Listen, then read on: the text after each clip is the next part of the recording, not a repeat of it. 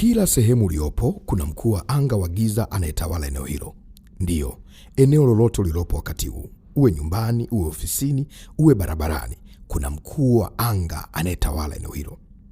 Kazi yake ni kukuzuia usikutane na Mungu, ni kukuharibia network zako za kiroho. Manake nini? Kila unapotaka kuwasiliana na Mungu, lazima umshughulikie kwanza mkuu wa anga wa eneo hilo. Mkuu wa anga ndiye anayeweka uzito wa watu kuomba.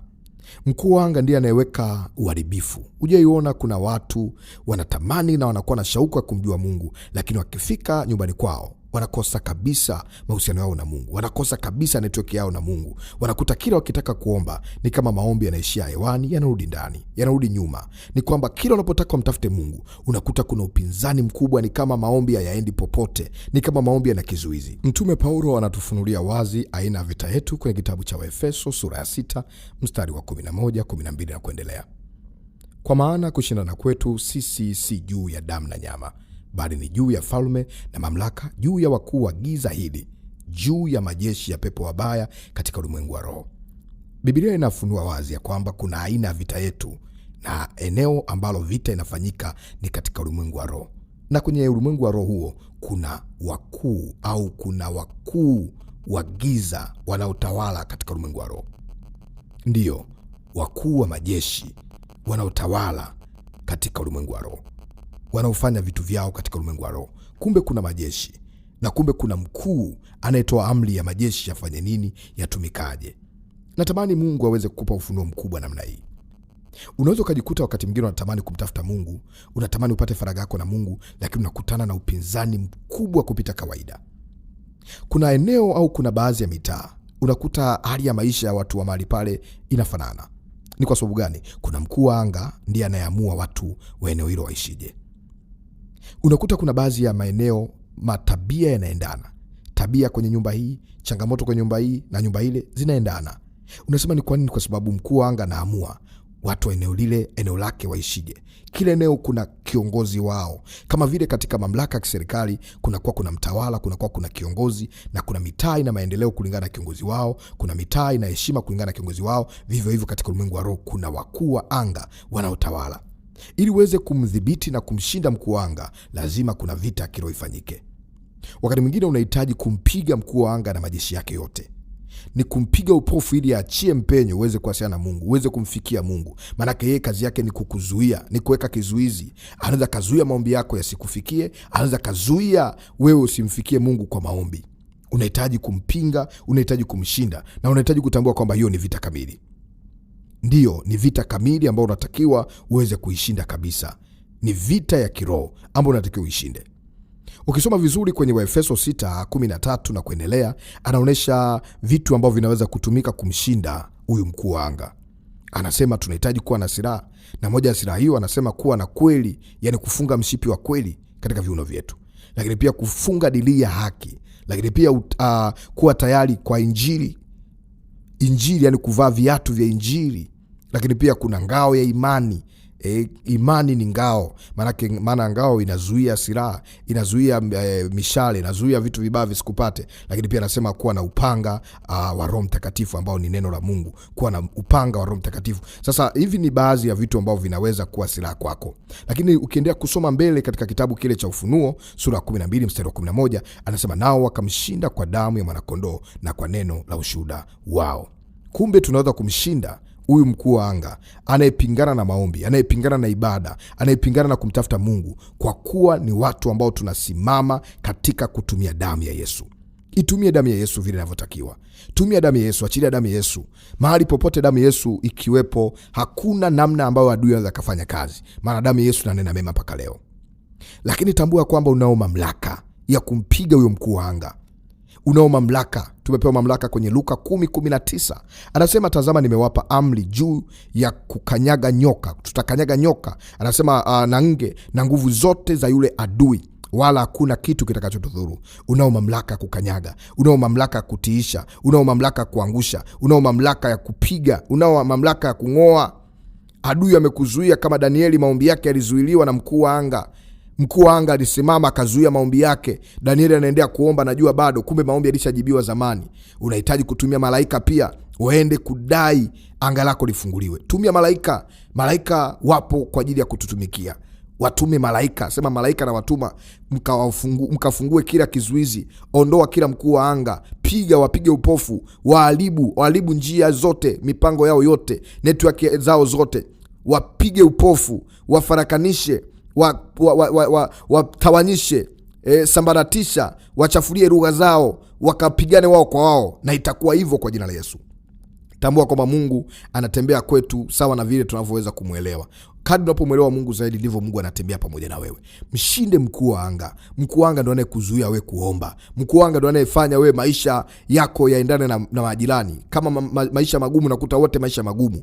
Amua kumpinga huyo mkuu wa anga. Mwambie maisha yangu hayatakuwa magumu kwa jina la Yesu. Mwambie hautatawala eneo hili, hautaweka giza eneo hili. Unakuta watu mmepitia, mnachanjwa usiku, mnapitia mnakabwa usiku, mnapitia nyakati ngumu, mnaweweseka usiku, mnapitia vitisho fulani. Mkuu wa anga unaweza kumpiga, unaweza kupiga kazi zake zote, ya kwamba nyumba yako ikawake taa.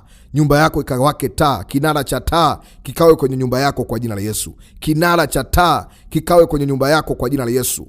Ninakuombea taa ya mbinguni ikawake kwenye nyumba yako. Adui asilete uharibifu, asiguse chochote katika jina la Yesu. Adui asiguse chochote. Nyumba yako ikawe kinara cha taa. Ofisi yako ikawe kinara cha taa. Mkuu wa anga anayesema watu kwenye maeneo hayo biashara ziendane, ziwe ngumu, wewe kwako itakuwa mzuri. Wanaosema kwamba nyumba hizo zitakuwa na mafarakano, zitakuwa na magomvi, nyumba yako haitakuwa na magomvi katika jina la Yesu. Unao nafasi ya kumshughulikia mkuu wa anga. Mpinge. Biblia inasema kwamba basi mtiini Mungu, mpingeni shetani. Mpinge huyo mkuu wa anga. Pingana naye kabisa. Yeye ndo anakaa, anasimama, anazuia. Maana yeye ni Mungu wa dunia hii. Anachafua vitu, anaharibu vitu.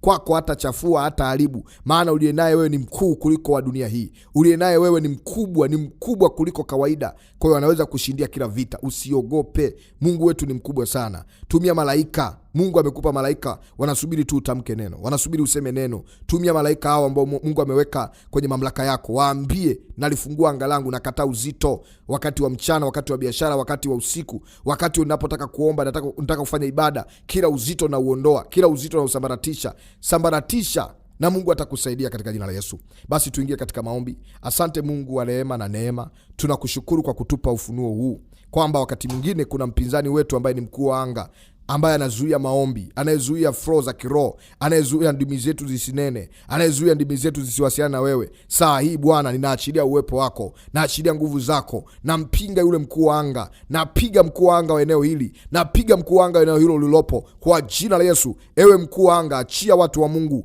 achia mtu wa Mungu afanye ibada, achia mipenyo ya mtu huyu wa kifedha na kimaisha na kimaendeleo. Nakataa hilo pepo nao kataa kufanya maendeleo, nakataa hilo pepo, hilo mkuu wa anga anayekataa watu kufanya maendeleo, watu kununua vitu vipya. Mmekuwa ni watu wa maisha yale yale, maisha nayo endana. Napiga kila mkuu wa anga anayekataa watu kufanya ujenzi, nyumba zinaendana, mazingira yanaendana. Napiga mkuu wa anga anayekataa watu maduka yao kufanyikiwa. Ewe mkuu wa anga unayekataa ofisi kufanya maendeleo, toka kwa jina la Yesu. Unayekataa watu kufaulu, unataka watu wafeli tu mtaa mzima, na kuamuru kwa jina la Yesu, hautaweza kwenye familia hii, hautaweza kwa mtu huyu, na kukemea na kupiga kwa jina la Yesu, na kupiga kwa malaika. Nami navaa ngao ya imani, nami namvalisha mtu huyu ngao ya imani. Adui usimpate. Kila mishale yako ikarudi huko, kila mishale yako mibaya ikarudi huko. Tunawapiga wakuu wa anga na wachafulia lugha, mkapigana na kusamarishana wenyewe kwa wenyewe, mkapigana wenyewe kwa wenyewe. Njia zenu zote zikawe kiza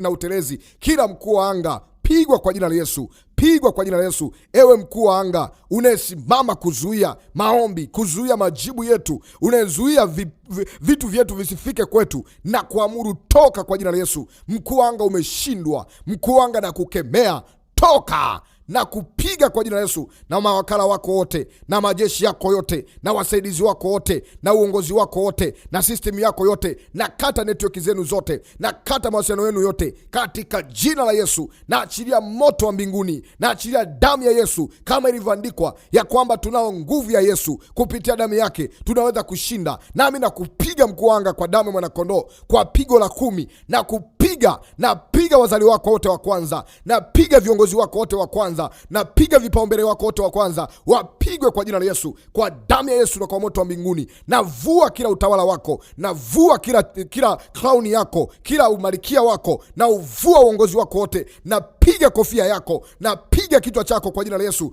Pigwa kwa jina la Yesu, pigwa kwa jina la Yesu. Pigwa wewe mkuu wa anga, na kuondoa kwenye utawala wako, na kushusha kwenye kiti hicho, na kushusha hizo nyota zako, ayo mabega yako, au viongozi wako, ayo majeshi yako, yapigwe kama kitu kidogo. Yapigwe majeshi yako kwa jeshi la mbinguni. Malaika, shuka, sambaratisha, ondoa kila utawala wa giza, ondoa kila utawala wa kipepo, ondoa kila utawala kwenye anga hili kwa jina la Yesu. Mahali ulipo na kuombea, Mungu akusaidie. Na achilia ulinzi wa nguvu za Mungu, na achilia wingu la Mungu likakukubali. Pokea mpenyo wa maombi. Uzito wote ambao unazuia kuomba, uzito wote wa anga na uondoa. Pokea wepesi wa kuomba. Utakapoomba maombi yako yapenye. Pokea mpenyo wa maombi, pokea wepesi wa maombi. Mkuu wa anga tunakuangusha, mkuu wa anga tumekuangusha, utawala wako tumeuangusha, watu wako tumewaangusha, na tunawapiga upofu. Msilete chochote, msione chochote. Kila visasi na malipizi na vinyamazisha. Mtakapokuja kuleta visasi kwa mtu huyu, vikawarudie wenyewe na watoto wenu na familia zenu,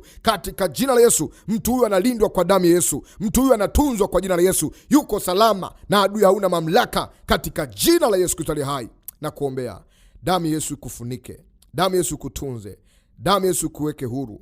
Ngao ya imani iwe pamoja nawe. Mungu akusaidie na maombi yako yote ambayo ulimuomba Mungu miaka mingi. Sadaka zako ulizowahi kuzitoa zikapate mpenyo, na ukaweze kuona majibu ya maombi yako na maswali yako. Mungu akupe mahusiano mapya na yeye. Mungu akupe upendo na yeye. Mungu akupe ukarimu na yeye. Mungu akupe neema ya maombi, ukawasiliana na Mungu. Roho Mtakatifu akusaidie kuomba. Haijalishi uko wapi, uko mazingira gani, uko Afrika, uko nje ya Afrika, uko kwenye nchi za Tanzania, Kenya, Uganda, Kongo, uko nchi za Canada, pengine uko Amerika, na kuombea kwa jina la Yesu. Mungu akusaidie. Mungu akupe wepesi. Kwenye nchi za Kiarabu kuna wakuu wa anga huko, kwenye mtaa wako, kwenye eneo lako kuna wakuu wa anga wa eneo hilo, wa anga hilo, wa taifa hilo, wote wapigwe, wasiguse chochote kwenye maisha yako. Mungu akupe wepesi. Kila utakapoitana wasikuone wewe, Mungu akakutunze, akakuhifadhi katika jina la Yesu. Amen.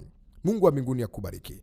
Naitwa mwombezi Pastor Godwin Ndelwa kutoka Dar es Salaam Mbezi Malaba Mawili, na hakika maombi haya yamekuwa dawa na tiba kwako. Yarudie, yatainua imani yako na kukupa mpenyo wa kimaombi zaidi. Umesikia kubarikiwa na kuhudumiwa. Unasema mtumishi wa Mungu, nasikia kujiconnect na ibada hii. Nimeona Mungu amenihudumia, amenigusa. Nahitaji kuachia sadaka yangu ya kujisindikiza maombi haya. Nimesikia uamsho, nimesikia nguvu.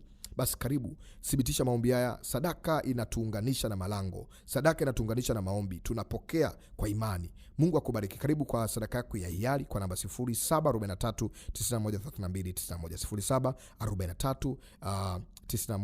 0743913291. Jina ni Godwin Ndelwa, ni namba ya Vodacom M-Pesa. Lakini pia unatamani kupata maombi zaidi, basi unaweza kaniambia, mtumishi wa Mungu, naomba linki. Niandikie jina lako, alafu niambie nahitaji linki ya group la maombi, na nitakutumia kwa namba 0682422779. Mungu akubariki. Kama hauko Tanzania, basi utaanza na 255, alafu utaendelea kuandika namba hiyo.